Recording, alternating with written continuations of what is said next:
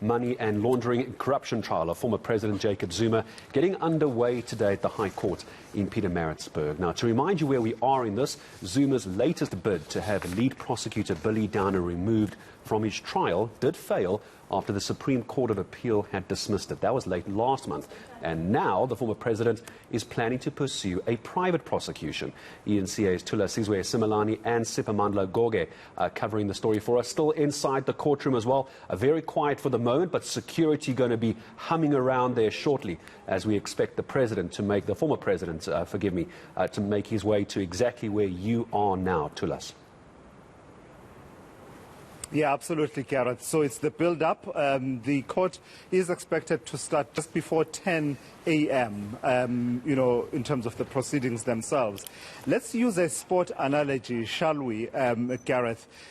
You wouldn't tell that, if we are to look at it like a soccer match, kickoff was actually on the 26th of May last year when former President Jacob Zuma officially entered a not guilty plea in as far as this matter is concerned. That was the kickoff of the trial itself. So we've been in place since the 26th of May last year in this long delayed matter that spans some 17 years. But in actual fact, it actually kicked off on the 26th of May with that official not guilty plea, which set it off in motion. But the ball has been out of touch for the past year, and it's nearly a year, really, almost a year, because on the 26th of May it will be exactly a year. So the prosecution is hoping that the ball will be back in play today and they'll be able to call their first witness. And I say it's been out of touch, the ball, it's been kicked out of touch because we've not moved an inch towards the goal of determining once and for all whether Mr. Zuma is guilty of the 16 charges that he faces. We've not moved an inch in a year. So the prosecution is hoping the ball will get back into play today and they'll call their first witness. But not if Mr. Zuma and his defense team have their way. They'll be wanting a postponement pending the outcome of their approach to the President of the Supreme Court of Appeal, whom they've petitioned to vary or clarify or reconsider the decision of the Supreme Court of Appeal to not even hear Mr. Zuma on appeal against the decision by Judge Piet Koen to not grant his special plea for the removal of Billy Downer. It sounds convoluted, but I do hope that my sport metaphor eased things somewhat. I'm joined by eNCA's Siphamandla Goge, who's been tracking all the twists and turns of this particular matter. So Siphamandla, with a bit of luck for the prosecution, we could see someone seated in the distant background there being sworn in and called as a witness. Last time it was expected to be Patricia de Lille. How much movement on your part do you expect from today, given all the circumstances, the private prosecution that is being mooted for Billy Downer, and the confidence on the other side by the NPA that nothing turns on this and we'll be able to proceed? Using your soccer analogy, I can tell you that today we will see the referee blowing the whistle to signal the start of the match. This has been the longest pre-match or warm-up, if we can call it that. We will continue with the match today or the game under protest, using your analogy of soccer. So President Jacob Zuma will come and say, I'm playing this game but under protest. You fourth official, please note that I'm playing this match but I'm protesting. So today we could see so many arguments, but this match is not gonna go even on halftime today. Yeah. So this will be one of the longest soccer matches that we will see. We are likely to see someone being called by the state, but I do not think it will happen today. The state will come here and say, we are ready, we've been ready, we've been saying we are ready to call our witness is here, let's get on with it. So the former president's legal team will say, well, not so fast. Yes, we are playing this game, but please wait for now. So I don't think there will be much progress today, except that the former president will be seeking that postponement. Yeah, and Siphamandla, I think we've passed the realm where there was a bit bit of doubt about whether or not there's a Stalingrad strategy at play, it has become obvious that not an inch will be given for free to the prosecution by the defense. The defense intends to make sure that they make them fight and pay the price in the battle, in the legal battle, for every inch of ground that they will gain, if they gain any ground at all. Let's talk about the politics of the matter. In the last few days, you've been tracking the political developments in this province of KwaZulu-Natal,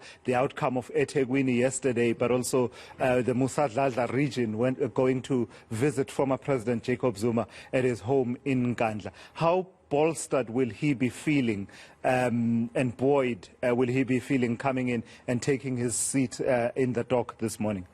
He will be in a positive mood, bearing in mind the outcome of a eThekwini Regional Conference. Zandile Gumede is one of his staunch political allies. You know, when you talk about former President Jacob Zuma and Zandile Gumede, those who follow politics will tell you that the former president likes Zandile Gumede and Zandile Gumede likes the former president. They are political allies. eThekwini, the biggest region of the ANC in South Africa, going to Zandile Gumede and the so-called RET forces is a big political boost for the former president's relevancy in KwaZulu-Natal and within the ANC politics, because he still does have a lot of power and influence in the political landscape within the ANC, particularly in KwaZulu-Natal. The Musadladla region, some of his fellow comrades there going to visit him. That region, by the way, is his home region, and it's also gearing up for the upcoming regional conference. There is a lot at stake there between the so-called CR forces and RET forces. So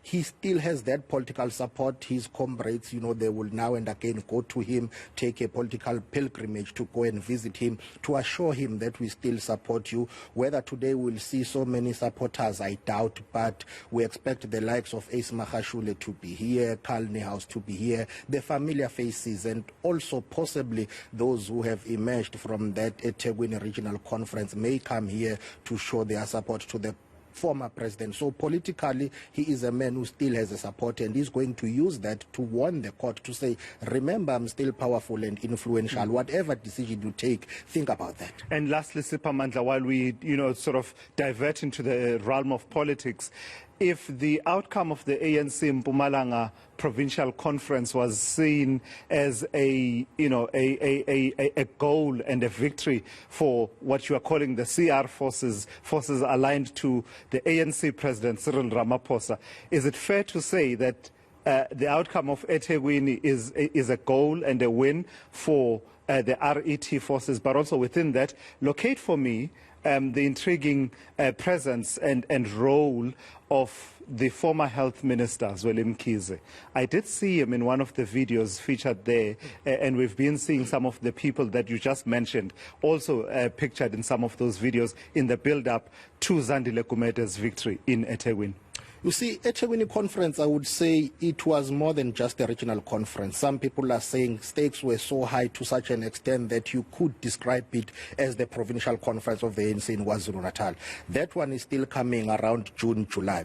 But you have Dr. Zweli Mkhize, who's an NEC member of the ANC, being seen with forces aligned to Zandile Gumede. Previously, he was known to be an ally of former President Jacob Zuma for a very long time. And since he left government, he's been trying hard to locate himself within the two different groupings in the ANC, but he's been finding some comfort associating himself with the so-called RET forces. So his political game, if I read it, he is pinning his hopes on these outstanding regional conferences in KwaZulu-Natal.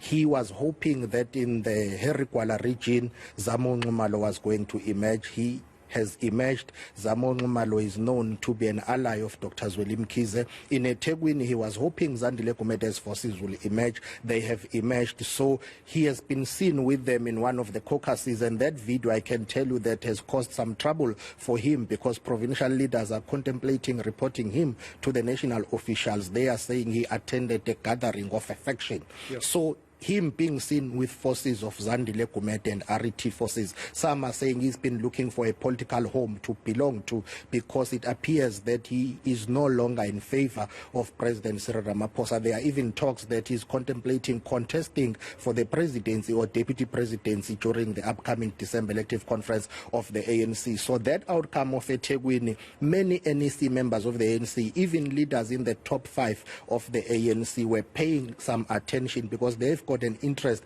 in what is happening there. It's the biggest region of the ANC in the country, and it has got so much power when it comes to the elective conference of the ANC. So that is a boost for former President Jacob Zuma and Dr. Zweli Mkhize, in a way, who wants that region to support him when he mounts his bid.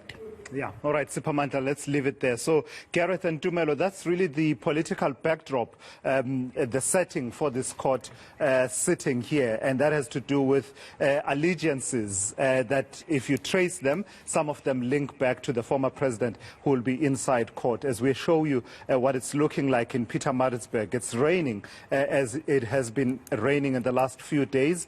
Not much movement expected outside in terms of crowds. Certainly there wasn't much mobilization to come out and support the former president, but we do expect that security will continue to be tight, around, because of course he is a former president of the republic, and also the concerns about needing to ensure that nothing goes awry in as far as security is concerned. So we are building up, and just before 10 o'clock we'll really see movement in as far as people coming into the courtroom, and Judge Piet will be the center of focus. What will be his directive and decision? Whether is it prudent to wait to hear from the President of the Supreme Court of Appeal on that petition by the defense of Mr. Zuma around the dismissal of his application for leave to appeal to the SCA against the decision to retain Billy Downer as the lead prosecutor for the state? Or will he decide that actually it is within my powers in terms of the Criminal Procedure Act to protect the integrity of the processes before me and ensure that there's no abuse of process and undue delays, and delays that are not in the interest of justice, and therefore I will order that we proceed with this matter and say, Mr. Downer, call your first witness. And that is what we're expecting just before 10 o'clock this morning. To stick with your sporting analogy, Tula says we're the outfield wet at the moment. We're waiting for the referee to arrive just before 10 o'clock this morning. Question is, though, are there going to be any fouls and yellow cards? We're going to find out a little bit later. Of course, live coverage here on eNCA throughout this morning. So the rain not going anywhere. We are expecting the former president to walk down that aisle a little bit later, that passageway. But we'll go back to Tula Sizwe Simelane and Sipamandla Gorge a little bit later. So important as well that they bring in, as they did, the relevance of the voting in of Zandile Gumede, what that could mean for later in the year of the ANC elective conference as well. We're back there later this morning.